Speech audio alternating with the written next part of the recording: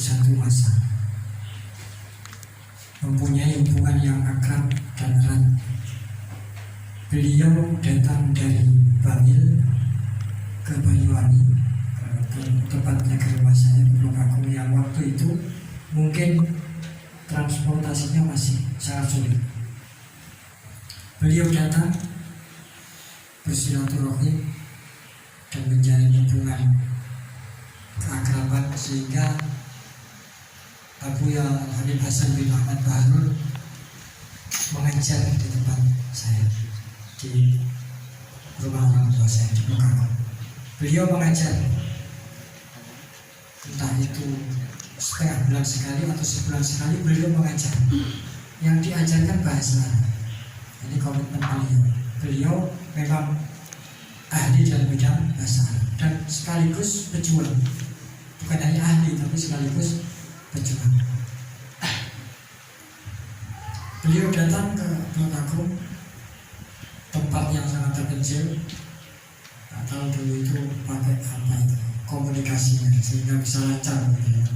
Kalau sekarang mungkin pakai WA dan lain sebagainya. Kalau dulu tidak ada, hanya mungkin hubungan batin, hubungan emosional yang sama-sama ingin mengabdi kepada Rasulullah SAW.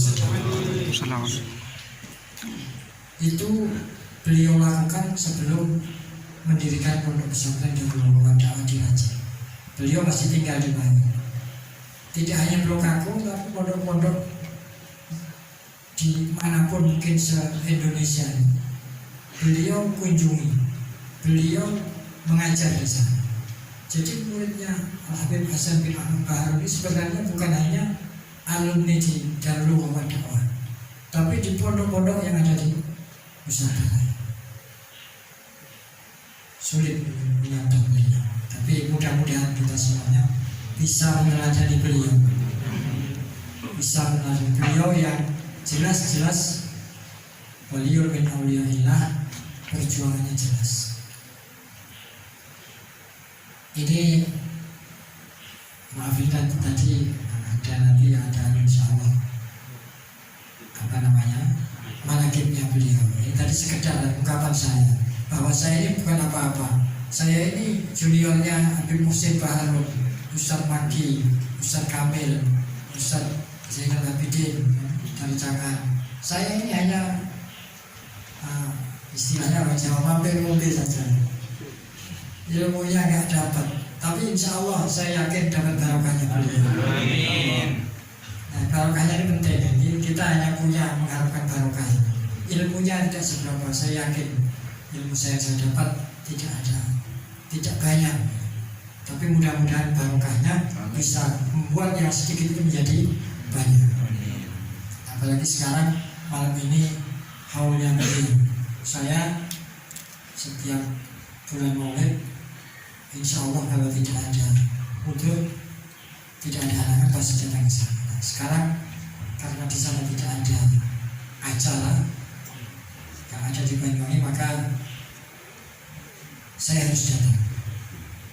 Nah, ini sebuah takliman dan takriman kepada guru kita semuanya.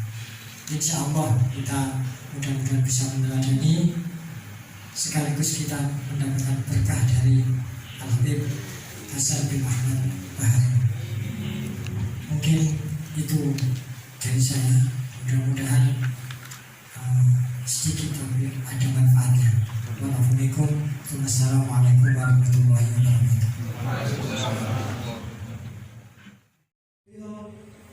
Al-Habib Hasan bin Ahmad Baharul, yaitu Al-Habib Hasan bin Ahmad Baharul lahir di Sumeneb pada tanggal 11 Juni 1934 dan merupakan putra pertama dari 4 bersaudara dari Al-Habib Ahmad bin Husin dengan Hubabah Fatimah binti Ahmad Bakhabazi. Adapun silsilah Zahabiyah yang mulia dari beliau adalah Al-Habib Hasan bin Ahmad bin Husin bin Tahir bin Umar sampai kepada Rasulullah Sallallahu Alaihi Wasallam. Sejak kecil kedisiplinan dan kesederhanaan telah ditanamkan oleh kedua orang tua beliau, sehingga mengantarkan beliau tumbuh menjadi sosok pribadi yang mempunyai akhlak dan sifat yang terpuji. Sejarah pendidikan Ustaz Hasan bin Ahmad Baharun, pendidikan agama selain diperoleh dari bimbingan kedua orang tuanya, beliau dapatkan dari Madrasah Makarimul Akhlak Sumeneb dan dari paman serta kakeknya yang dikenal sebagai ulama besar dan disegani di Kabupaten Sumeneb, yaitu Ustaz Ahmad bin Muhammad Bakhabazi, Ustaz Usman bin Ahmad Bakhabazi, dan Ustaz Umar bin Ahmad Bakhabazi. Beliau belajar dan mendalami ilmu-ilmu agama, khususnya ilmu fikih, serta menjadi murid kesayangan Al-Faqih Al-Habib Umar Ba'agil dari Surabaya. Sejarah pendidikan beliau dan sejarah pendirian pondok pesantren dan perkembangannya. Ma'had Darul Lughah wa Da'wah didirikan pada tahun 1981 di Bangil dengan menempati sebuah rumah kontrakan dengan penuh ketelatenan dan kesabaran. Ustaz Hasan bin Ahmad Baharun mengasuh dan mendidik para santrinya sehingga mendapat kepercayaan dari masyarakat, dan dalam waktu yang relatif singkat jumlah santri berkembang dengan pesat. Selain membina santri putra, pada tahun 1983 pondok ini menerima santri putri yang berjumlah 16 orang yang bertempat di daerah yang sama, dan pada tahun 1984 jumlah asrama pemondokan santri menempati sampai 13 rumah kontrakan. Atas petunjuk daripada Musyrik Ma'had Darul Lughah wa Da'wah Abuya As-Sayyid Muhammad bin Ali bin Abbas Al-Maliki Al-Hasani, pada tahun 1985 pondok pesantren Darul Lughah wa Da'wah dipindah ke Raci, Desa Raci.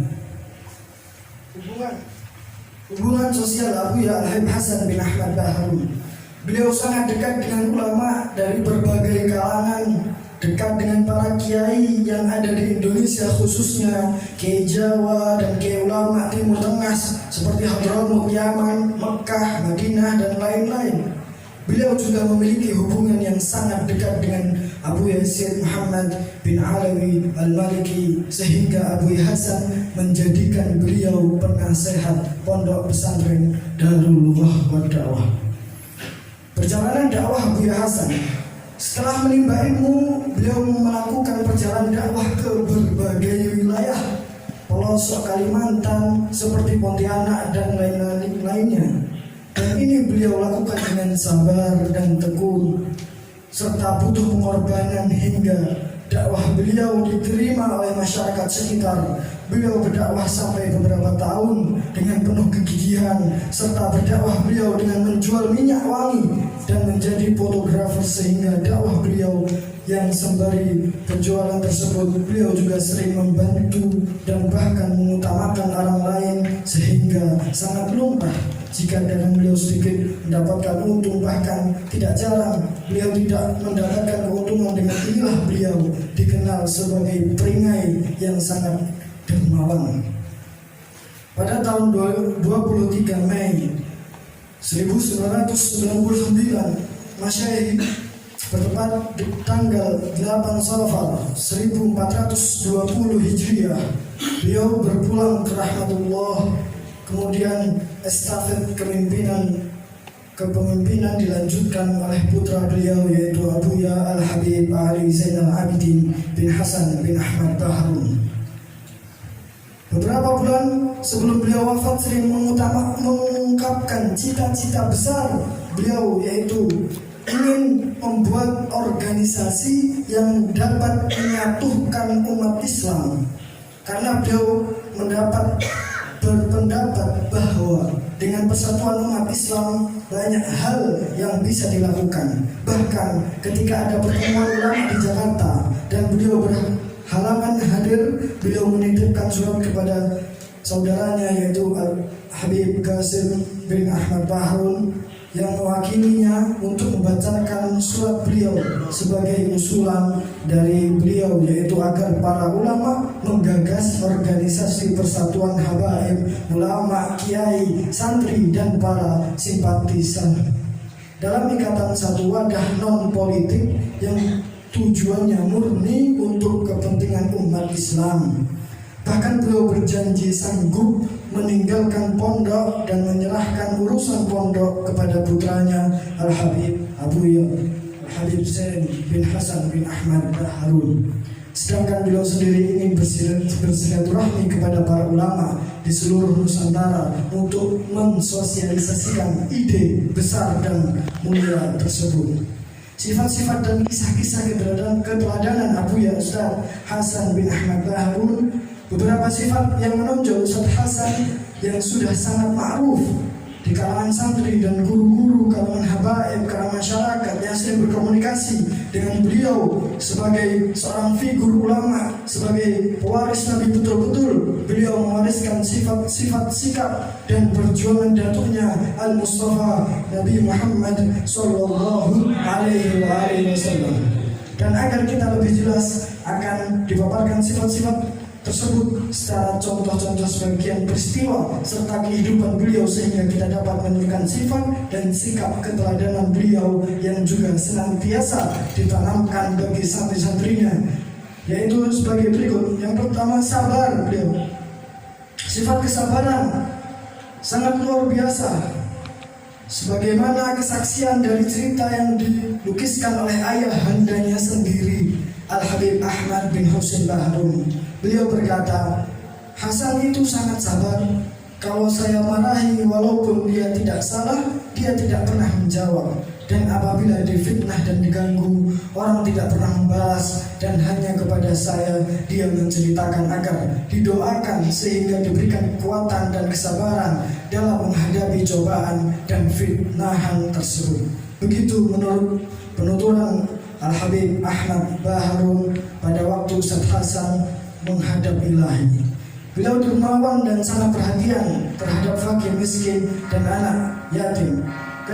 Kedermawaan yang ada pada beliau tumbuh dan berkembang sejak beliau, karena hal tersebut sudah ditanamkan oleh abah dan kakeknya sebagai kisah-kisah sebelumnya, sehingga beliau tumbuh dan berkembang mempunyai jiwa sosial, terutama memiliki kepedulian kepada para fakir miskin dan anak yatim. Pada akhiran kita para santri ingat daripada pesan yang disampaikan oleh Abuya Hasan Baharun, yaitu pesannya ij'al ilmaka milhan wa adabaka daqiqan. Jadikan ilmu itu bagaikan garam, dan ilmu dan akhlak kita jadikan sebagai tepung. Hakadha minni wa lafu minkum. Wassalamualaikum warahmatullahi wabarakatuh.